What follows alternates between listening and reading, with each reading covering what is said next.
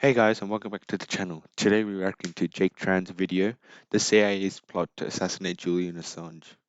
The reason I wanted to react to this, even though it's quite old, is because I just watched Disrupt's video.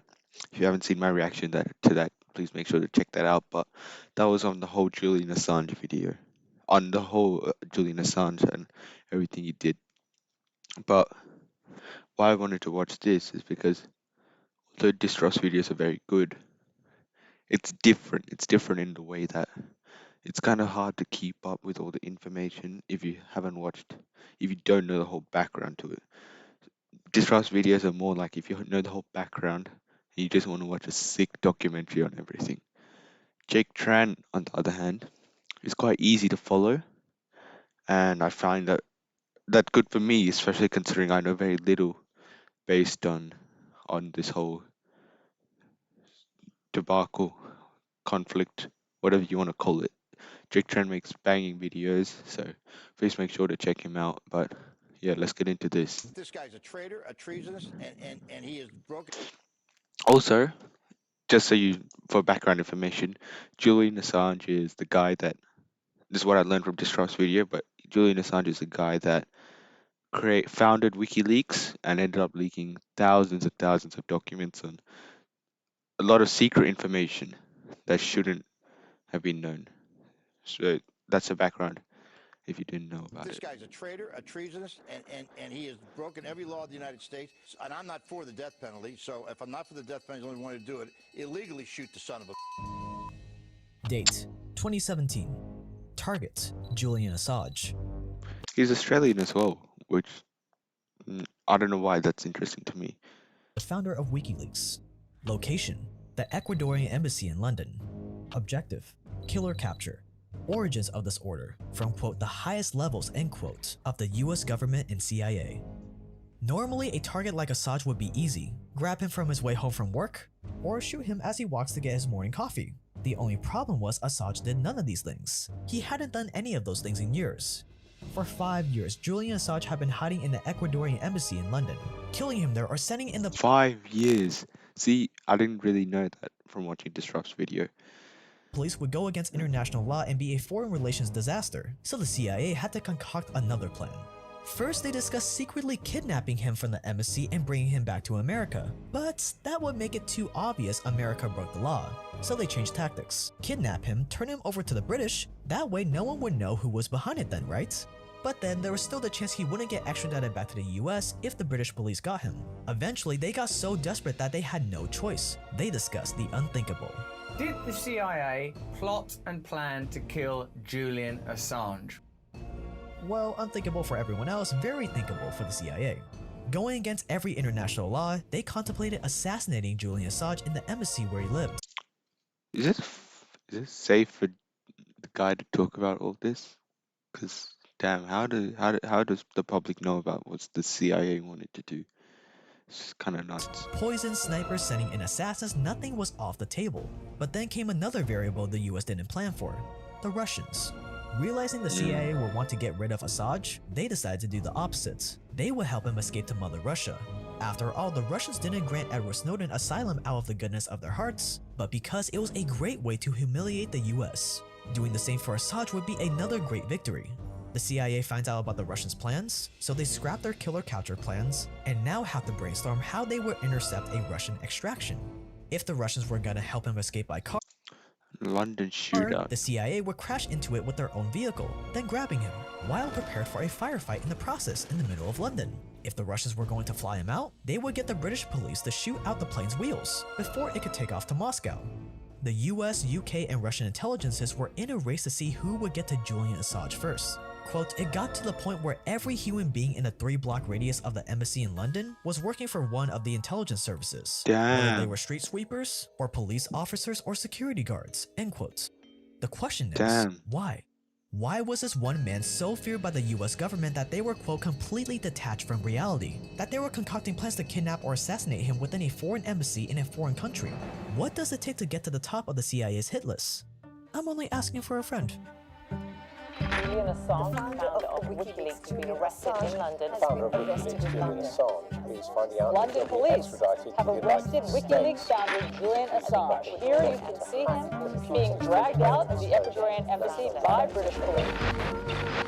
Even if you're not on a kill or capture list and you're not doing anything illegal, having all your browsing history logged and linked to you by your internet provider so it's available to governments and hackers is probably not a good idea. That's where private internet access comes in, or PIA. Private can't even internet trust at the VPNs, UN looks man. like watching a video sponsor. Here's how it works. Like you 2 years plus organizations. What does the Pentagon? Very affordable offer right now.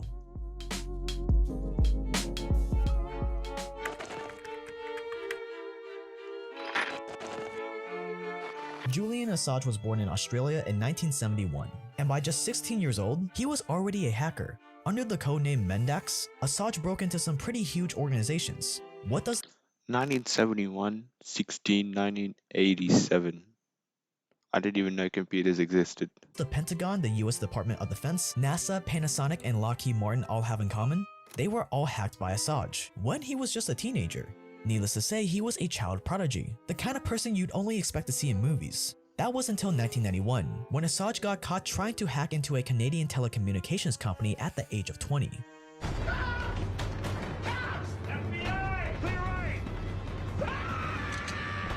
He spent 2 years in jail and was released in 1993 on good behavior, after agreeing to use his skills to help the Australian police. From then on, he led a pretty quiet life. He took some classes at the University of Melbourne, and then in 1999, he registers the domain He butchered that, man. Melbourne. What the hell, man? leaks.org. But this domain will remain unused for another 7 years until 2006, when he started the organization that would make him one of the most feared men by almost every global superpower.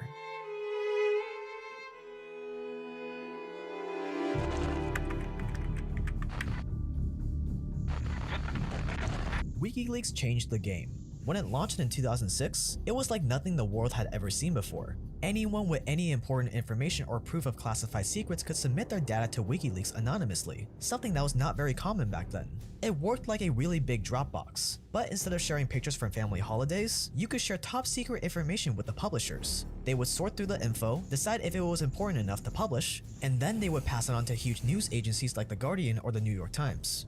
What made WikiLeaks different from other whistleblower organizations is that they could never really be charged with stealing information. They didn't do any of the hacking themselves, so to a certain extent, they were innocent, which led to one other major advantage WikiLeaks had. Since they weren't involved in stealing the information, the classified documents they published could be used in court. This was a game changer and terrifying for powerful people with dark secrets to hide. Because if the whistleblowers had published the leaks themselves, US law would make it impossible to use that illegally obtained evidence to prosecute people or governments. But because WikiLeaks kept their hands cleaned, the data they published could be used in any court in the US. At first, the group didn't gain much recognition. They leaked the US handbook for the treatment of prisoners at Guantanamo Bay in 2007, and in 2009, they posted more than 500,000 pages of messages sent on 9/11. But nothing quite caught the government or the public's attention, at least not until 2010.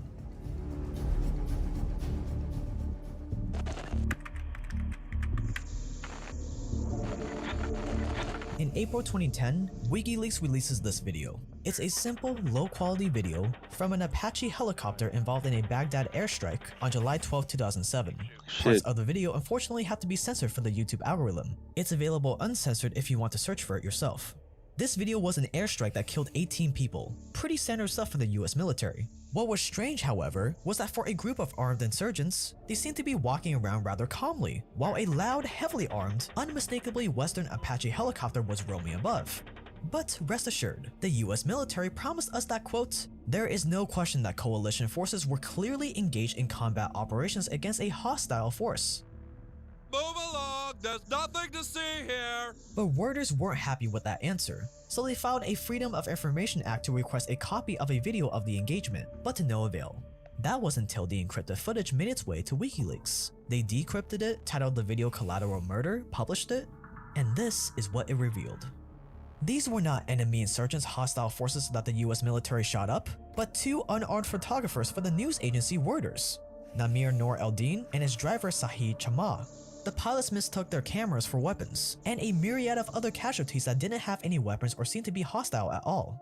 The US military just tried to cover up friendly fire on journalists. And almost instantly, the video was spread to every newspaper and online publication around the world.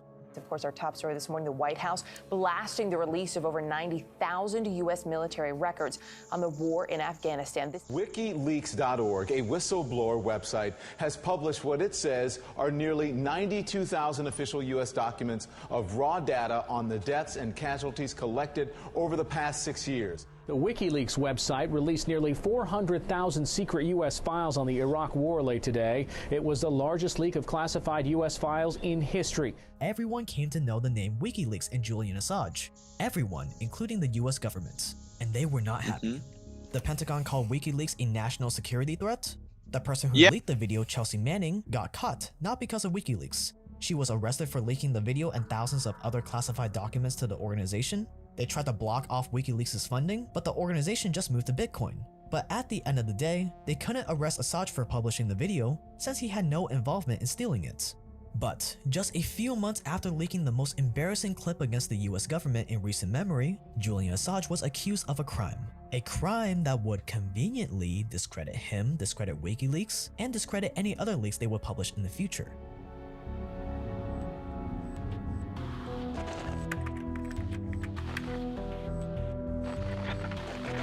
In August 2010, Julian Assange visited Sweden to get support for WikiLeaks. After the collateral murder video, he was obviously not comfortable with what the US would do as revenge, and he hoped Sweden would offer him and WikiLeaks some protection. Except 3 months later, Swedish police issued an arrest warrant for Assange. They accused him of sexually assaulting 2 women on his visit to Sweden. By the time the warrant came out, he was in the United Kingdom. Even though Assange gave himself up to the British police in December, he still insisted that he was innocent, and he was released on bail. And he had his suspicions. Wasn't it a little too convenient that just as WikiLeaks rocked the world with the collateral murder video, Swedish police accused him of committing a crime that would discredit his character, his organization, and any information he shared up to that point? At least that's what Assange believed. He spoke of Sweden's quote, very poor judicial system, end quote, weakened by external political meddling, careerism, and a culture of quote, crazed radical feminist ideology, end quote. The only problem with his argument was that Swedish law prohibits extraditions for political crimes, including espionage and for cases eligible for the death penalty, something that Assange was sure the US would work around. With the cards stacked against him, Julian Assange knew that he would have to act quickly to save himself from getting extradited to Sweden. If he was put in jail, in his mind, there was no doubt the US would find a way to extradite him back to the US for whatever crimes they would charge him with soon. And on May 30th, 2012, the Supreme Court ruled Assange would be extradited to Sweden to stand trial for the accusations. The only problem was, no one knew where Assange was. He'd been cut out on bail for the whole trial, but after the Supreme Court ruling, he seemed to have disappeared into thin air. He hadn't left the country, the British government was sure of that, but where could he have gone? No one would find out until it was too late. At the moment, he was at the Ecuadorian embassy in London, negotiating being given asylum by their government.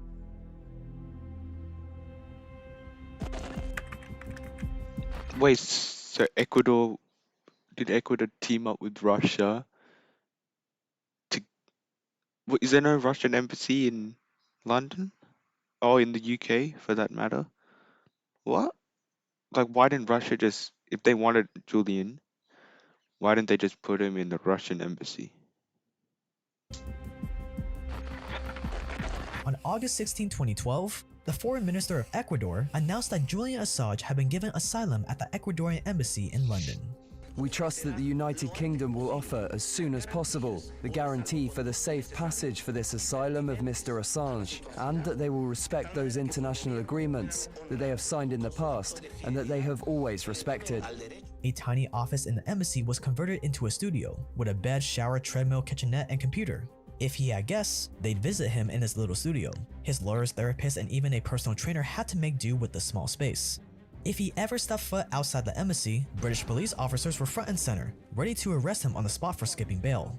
And he would stay trapped in that embassy for 5 years before WikiLeaks released their most damaging data dump yet, all at the cost of the US government's dignity.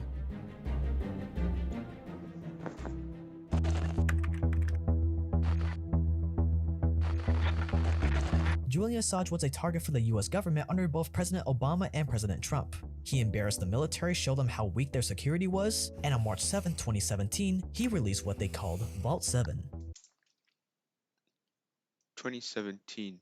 So does that mean that was when Trump was president, no?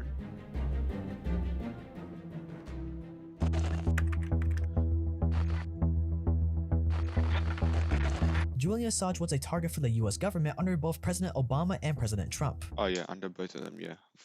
I was listening. He embarrassed the military, showed them how weak their security was, and on March 7, 2017, he released what they called Vault 7. Arguably the most embarrassing data leak in the history of the CIA and the US government. What was in Vault 7? All the internal documentation regarding the CIA's ultra-secret hacking division and its tactics. The guys who were supposed to be the best hackers in the world had apparently been hacked. This breach was not just embarrassing, it took away years of agency pride and dignity. The organization tasked with keeping America's secrets couldn't even stop a leak of their most classified information. Vault 7 had it all. Details on electronic surveillance equipment, cyber warfare weapons, and how they could break into almost every cell phone operating system on the planet. All out in the open for the world to see. Agency officials used to, quote, laugh about WikiLeaks, end quote, mocking the State Department and the Pentagon for allowing so much material to escape their control. But now, it was their turn. And for the CIA, revenge wasn't even a question, it was the only answer. Their blood was boiling and all they could see was red. An example had to be made, and the main targets? Of course, it was Julian Assange.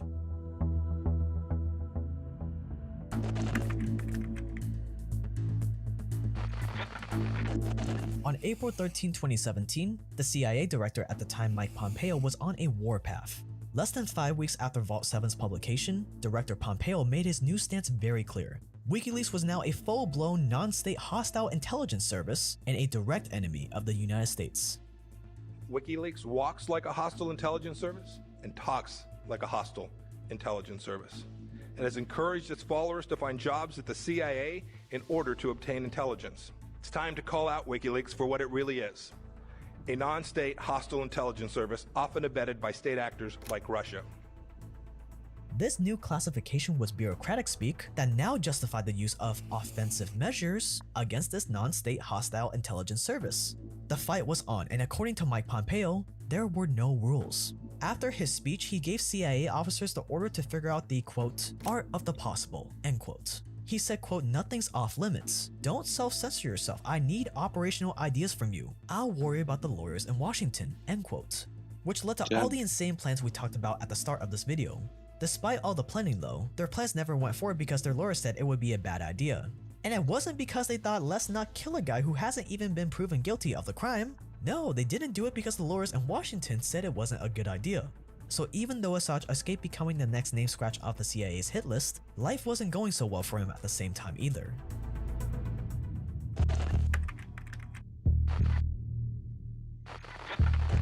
Spending more than 6 years as a guest in someone's house seems like a bit much, so it wasn't totally surprising when the Ecuadorians finally started getting tired of Assange in 2018. Apparently, he refused to clean up after his cat Michi, also known as the embassy cat, and started getting on the nerves of the Ecuadorian government by posting damaging information about the new Ecuadorian president, Lenin Moreno, on WikiLeaks. At least you can't— What? What went through Assange? Can't say WikiLeaks is biased. Exposing your host and leaving your cat's poop all over the place doesn't seem like the best way to stay in someone's good graces. So in July 2018, President Moreno said he wanted Assange out as soon as it was safe for him to leave. In October that same— What the hell, man? What went through his head to turn against the very people that are protecting you and not clean up after your cat? Like, it's not that deep. It's not that deep. Ecuadorians finally started getting tired of Assange in 2018. Apparently, he refused to clean up after his cat Michi, also known as the embassy cat, and started getting on the nerves of the Ecuadorian government by posting damaging information about the new Ecuadorian president, Lenin Moreno, on WikiLeaks. At least you can't say WikiLeaks is biased. Exposing your host and leaving your cat's poop all over the place doesn't seem like the best way to stay in someone's good graces. So in July 2018, President Moreno said he wanted Assange out as soon as it was safe for him to leave. In October that same year, Assange tried suing the Ecuadorian government for cutting his internet access and threatening to turn him over to the UK police. Pretty odd, and things only went downhill from there. It turns out that UC Global, the company the embassy paid to keep Assange safe, had been spying on him for US intelligence all along. The same company that embassy paid more than $5 million to over the last 7 years. Assange had become more trouble than he was worth, and the embassy was about to cut him off.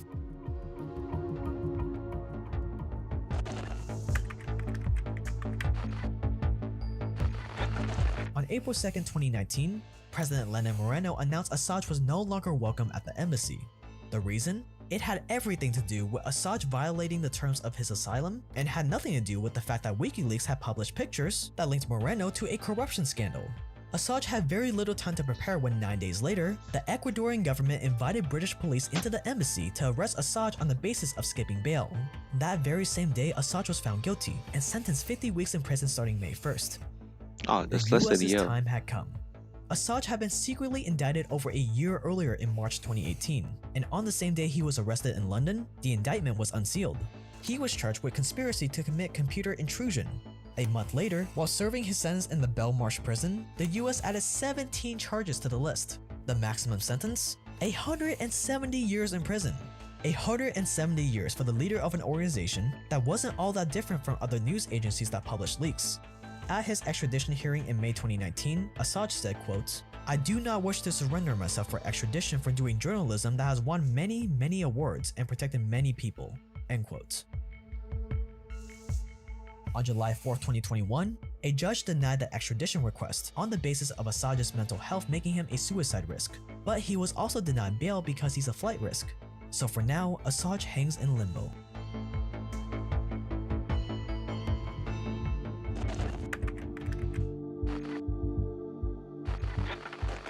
Julian Assange is currently still in Belmarsh prison at the time of recording this video. If he's extradited, he faces solitary confinement in a supermax prison, 170 years in prison for someone who did the same job as most journalists out there. Where I wouldn't be surprised if he met the same fate as our friend whose first name starts with a J and last name starts with an E. Time will tell what the future holds for the whistleblower pioneer. For humiliating both our elected leaders and the media class, Julian Assange's life has been destroyed. What I think he's done is spoken truth to power. That should not be a basis on which you end up in prison. Ultimately, he should come back to this country to face trial. I think he should be punished. When China demands the extradition of a Canadian journalist, what happens when Saudi Arabia does the same thing about someone living in Argentina? We are setting a precedent right now that we are going to live with for the next 100 years.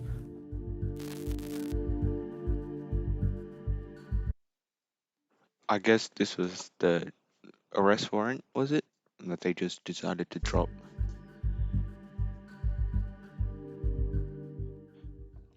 If you are new here, we make video essays, documentaries just like this one every single week on the most provocative stuff in the world of money. Very good video. Very good video. But if you guys enjoyed, please make sure to leave a like and subscribe.